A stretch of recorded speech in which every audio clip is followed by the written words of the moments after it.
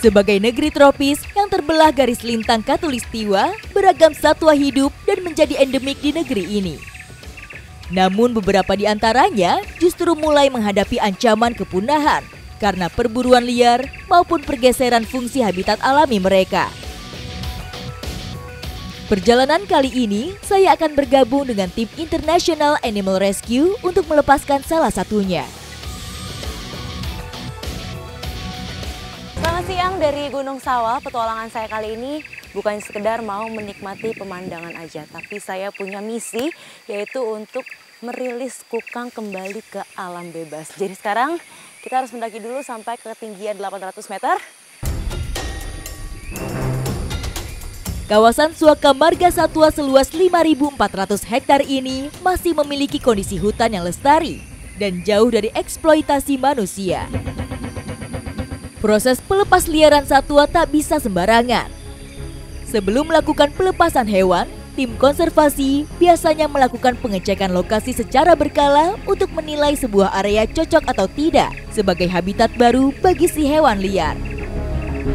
Kukang ini hewan nokturnal atau yang aktifnya pada malam hari. Jadi kalau kita mau rilis seperti sekarang, kita nganternya pun harus dari waktu yang siang menuju ke sore. Jadi nggak mengganggu siklus hidupnya. Makanya ini matahari sebentar lagi mau terbenam. Kita harus bergerak lebih cepat. Jadi sebelum kukangnya bangun, kita udah sampai, siap rilis.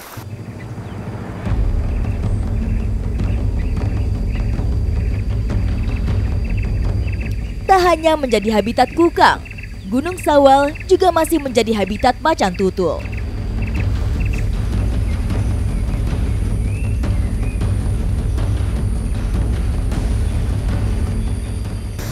Ini salah satu jejak macan tutul. Ini penandaan indikator teritorialnya. Sini. Jadi di Gunung Sawal ini memang populasi macan tutulnya masih banyak banget. Dan jalur yang macan lewatin setiap harinya itu sama kayak jalur manusia. Nah ini tandanya ada cakaran di batang sama cakaran di tanah. Setelah berjalan hampir 3 jam, saya pun sampai ke kandang habituasi kukang. Kita sudah sampai di tempat kita akan merilis kukangnya, tapi ternyata nggak langsung dilepas ke alam liar ya. Kita taruh dulu di kandang habituasi. Tak hanya dilepaskan begitu saja, kukang masih terus dipantau dengan alat kecil yang disebut kolar. Kolar berfungsi memantau sejauh mana seekor kukang sudah berani mampu menjelajahi sebuah habitat baru setelah dilepas liarkan. Kukang pertama audit udah kita rilis.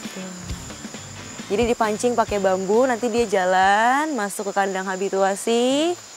Nah di situ mulai deh dia ngerambat dari satu ranting ke rat yang lain, belajar mengadaptasi, belajar menyesuaikan diri sama tempat tinggal barunya. Di dunia hanya ada 5 jenis kukang. 3 di antaranya ada di Indonesia, tersebar di Pulau Sumatera, Kalimantan, dan Jawa. Kukang Jawa masuk dalam status kritis. Di alam, kukang memiliki peran penting sebagai penyebar benih-benih. Ini kukang kedua yang mau kita rilis, si Starmon, lebih agresif dibanding yang pertama. Jadi meskipun bentuknya lucu, gemas, tapi nanganinnya harus hati-hati dan yang pasti harus ahli. Kukang atau Nycticebus kokang sp dikenal sebagai slow loris atau gerakannya yang lambat dalam beraktivitas.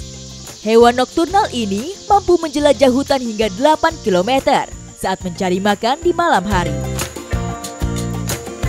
Tadi kita udah pasang radio collar di salah satu leher kukangnya. Nah ini adalah alat yang bisa mengecek keberadaan kukangnya. Semakin nyaring bunyinya berarti kukangnya semakin dekat. Tuh.